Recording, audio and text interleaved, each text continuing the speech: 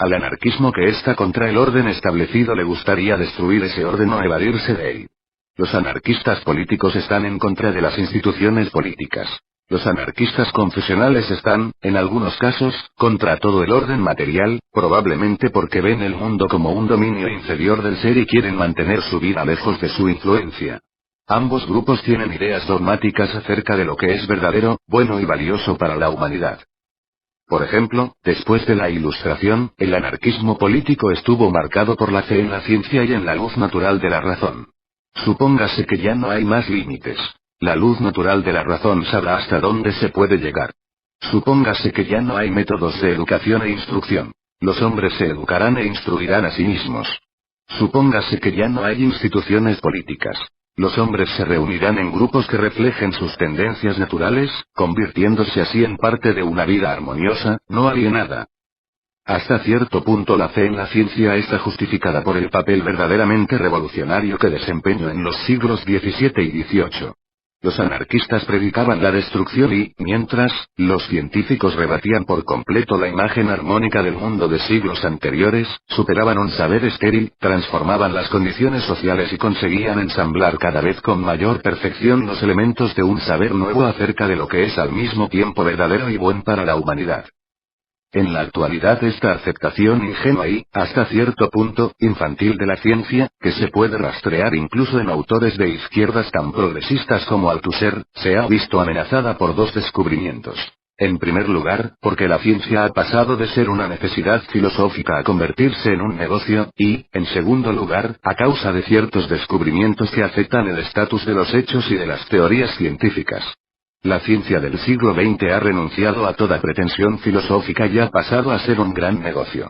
Ya no constituye una amenaza para la sociedad, sino que es uno de sus puntales más firmes. Se dejan de lado todo tipo de consideraciones humanitarias, así como cualquier idea de progreso que suponga algo más que una mera reforma local. Tener un buen sueldo, estar en buenas relaciones con el jefe y con los colegas con los que uno tiene que ver de una manera más directa. Estos son los objetivos primordiales de los hombres.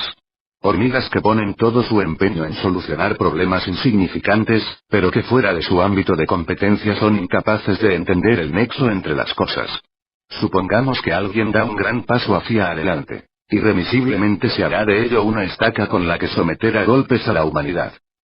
Además, se ha podido comprobar que la ciencia no proporciona ninguna prueba sólida y que tanto sus teorías como sus aserciones de tipo práctico son hipótesis que a menudo no solo son parcialmente falsas, sino incluso totalmente erróneas, ya que hacen afirmaciones sobre cosas que jamás han existido, de acuerdo a esta interpretación, que procede de John Stuart Mill, en su De la Libertad, y cuyos representantes contemporáneos más relevantes son Karl Popper y Helmut Spinner. La ciencia es un conjunto de alternativas rivales. La concepción reconocida en un momento dado es aquella que aventaja a las demás, ya sea debido a algún truco, ya sea debido a un mérito real. Con su desagradable modelo de educación y sus resultados indignos de confianza, la ciencia ha dejado de ser un aliado de los anarquistas y se ha convertido en un problema. El anarquismo epistemológico soluciona este problema en la medida en que supera los elementos dogmáticos de las formas anteriores de anarquismo. El anarquismo epistemológico se diferencia tanto del escepticismo como del anarquismo político, o confesional. Mientras que el escéptico o bien considera que todas las opiniones son igualmente buenas o igualmente malas, o bien se abstiene de hacer un juicio de este tipo, el anarquismo epistemológico no tiene inconveniente alguno en pronunciarse a favor de las tesis más banales o insolentes. Mientras que al anarquista político le gustaría acabar con una determinada forma de vida, el anarquista epistemológico puede, incluso, llegar a defenderla, ya que nunca permanece eternamente ni a favor ni en contra de ninguna institución ni de ninguna ideología. Sus objetivos pueden permanecer invariables o bien cambiar, sea por efecto de una argumentación, sea por aburrimiento o simplemente porque quiere impresionar. Con una determinada meta a la vista, el anarquista puede intentar conseguirla él solo o con ayuda de grupos organizados. En este empeño puede apelar a la razón o a la emoción, puede decidirse por el uso o no de la violencia.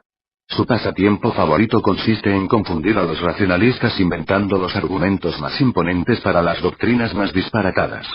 No hay opinión alguna, por absurda o inmoral que parezca, que el anarquista no tome en consideración y no tenga en cuenta a la hora de actuar, ni ningún método que considere imprescindible. Lo único que el anarquista rechaza de lleno son las normas generales, las leyes universales, las concepciones absolutas acerca, por ejemplo, de la verdad, la justicia, la integridad y las conductas que estas actitudes conllevan, aunque no niega que a menudo es una buena táctica el comportarse como si hubiera tales leyes, tales normas, tales concepciones, y uno creyera en ellas. Quizá reproche al anarquista confesional su rechazo de la ciencia, del sentido común y del mundo material que ambos intentan comprender. Quizá incluso supere a cualquier premio Nobel en su defensa sin reservas de la ciencia pura. Detrás de todos estos desafueros se esconde la convicción de que el hombre dejara de ser esclavo y alcanzara al fin una dignidad que sea algo más que un ejercicio de prudente conformismo, cuando sea capaz de abandonar sus convicciones más fundamentales, incluso aquellas que presuntamente hacen de él un hombre.